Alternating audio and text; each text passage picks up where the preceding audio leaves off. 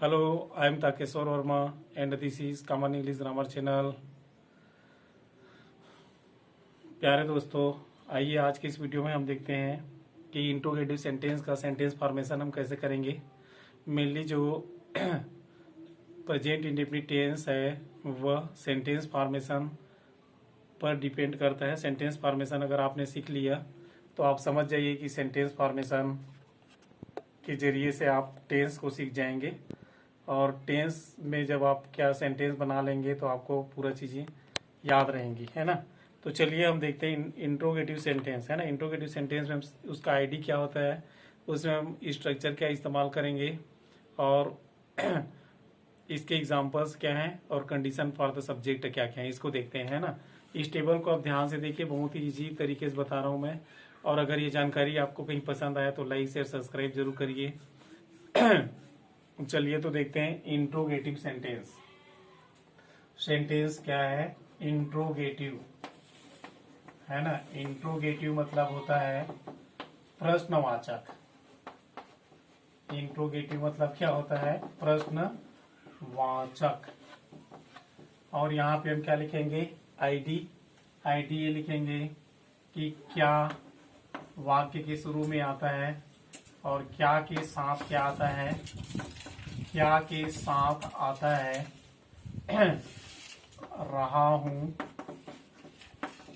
और रही हूं और रहे हो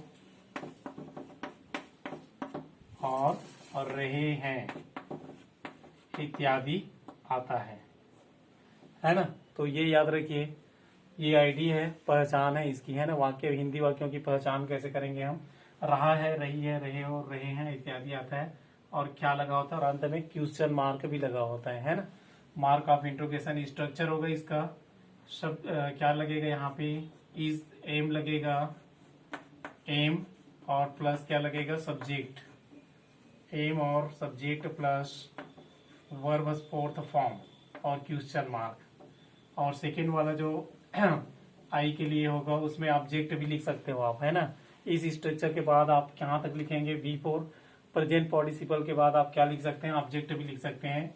M plus subject plus V4 plus plus क्या लिख सकते हो? ऑब्जेक्ट लिख सकते हो। ये किसके लिए लागू होगा? आई के लिए, है ना।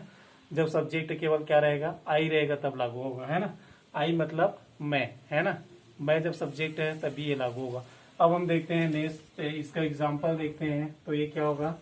एम आई रीडिंग, क्या मैं पढ़ रहा हूँ, है ना।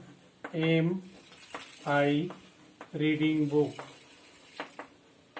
एम आई रीडिंग बुक, क्या मैं पुस्तक पढ़ रहा हूँ, है ना। क्या मैं पढ़ रहा हूँ और क्या मैं पुस्तक पढ़ रहा हूँ, दो तरह का सेंटेंस है। Am plus subject plus V4, am plus subject plus V4 plus object, है ना। तो ये दोनों का क्या करता है? एग्जाम्पल प्रस्तुत कर रहा है ना। आप इजीली समझ रहे होंगे। एम लगा हुआ है, एम आई के साथ लगता है ना। और इसमें हम अगला जो सेंटेंस है उसके लिए सब्जेक्ट है he she it name. Name means होता है नाम, होता है किसी का नाम, है ना। व्यक्ति का नाम या तो फिर लड़की हो सकता है या लड़का हो सकता है ना। तो ये नाम, और ही मतलब वह, सी मतलब वह, ईट मतलब वह, है ना। तो इसके लिए लागू होगा। तो इसके लिए हम रूल देखते हैं। Am plus subject plus am plus subject plus is plus subject plus V4 question mark, is plus subject plus V4 plus object, है ना। तो यहाँ पर हम क्या लगाएंगे? इज लगा देंगे, है ना। क्या लगाएंगे हम? इज लगाएंगे। सब्जेक्ट क्या रहेगा? ही सी इट नेम। तो ये रूल हम फॉलो करेंगे। तो ये बहुत ही इजी स्ट्रक्चर है ना। बहुत ही सरल तरीके से आपको बता रहा हूँ, आप बस देखते जाइए और इसका पालन कीजिए, है ना। तो यहाँ पे हम क्या लगाएंगे? इज ही रीडिंग, क्या वह पढ़ रहा है। Is he reading book, is he reading book, क्या वह एक पुस्तक पढ़ रहा है ना। क्या वह पुस्तक पढ़ रहा है, ये होगा। अब हम देखते हैं जब condition for the subject plural रहे, वी रहे, दे रहे, यू रहे, है ना। प्यूरल और वी दे यू आप जानते हैं, तो इसके लिए हम क्या इस्तेमाल करेंगे, are plus subject plus v four question mark, और यहाँ पे सेकेंड स्ट्रक्चर यूज करेंगे, are plus subject plus v four plus क्या लिखेंगे, ऑब्जेक्ट, ये लिखेंगे हम, है ना। तो इस तरह से क्या होगा, ये दो स्ट्रक्चर हैं, यहाँ पे आर लगाएंगे हम जब सब्जेक्ट प्यूरल रहेगा तो, है ना। तो यहाँ पे हम लिखते हैं are they reading, are they reading, are they reading, है ना। और यहाँ पे क्या लिखेंगे, are they reading book, are they reading book, है ना, रीडिंग बुक्स, क्या वे पुस्तकें पढ़ रहे हैं, है ना। तो ये क्या बताता है, क्वेश्चन तो बताता है, और गोइंग ऑन एक्शन के संबंध में क्वेश्चन पूछा जाता है इसमें, इंट्रोगेटिव में, है ना। जो सतत क्रिया चल रही है उसके संबंध में हम क्वेश्चन पूछते हैं कि क्या वह लिख रहा है ना। तो लिखने के काम के बारे में पता लगाने के लिए हम क्वेश्चन करते हैं इसमें, है ना।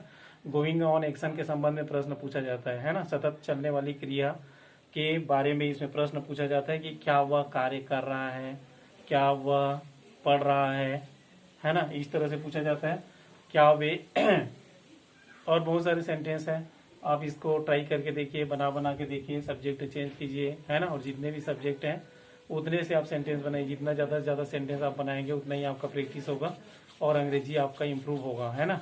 तो बहुत ही सिंपल ये सेंटेंस है इंट्रोगेटिव का। इसमें हम क्या करते हैं, एम, इज और आर को सब्जेक्ट के शुरू में ला देते हैं, है ना। जब हम इसका सेंटेंस फॉर्मेशन करेंगे तो रूल क्या होगा, ये प्रक्रिया आप याद रखिए, है ना। तो इंट्रोगेटिव जब बनाएंगे तो हम क्या करेंगे, एम, इज और आर को सब्जेक्ट के पहले ला देंगे, है ना। कुछ नहीं करना पड़ेगा। We place am, is, are before the subject, then we get the interrogative structure of present continuous tense and we use verbs of fourth form in all the sentences, है ना। तो इसके जो जितने भी सेंटेंस इंट्रोगेटिव के उसमें V4 का यूज करेंगे, ठीक है। तो ये नियम आप याद रखिए बिल्कुल, फिर आपको सेंटेंस बनाने से कोई नहीं रोक पाएगा, है ना। 100% आप श्योर हो जाएंगे कि आप सेंटेंस बना सकते हैं, है ना। तो अगर ये वीडियो आपको पसंद आती है तो लाइक शेयर सब्सक्राइब जरूर कीजिए और वीडियो को पूरा अंत तक देखें, किसी भी वीडियो को आधे अधूरे ना देखें, पूरे देखें और सब्सक्राइब जरूर करें। Thank you for watching this video.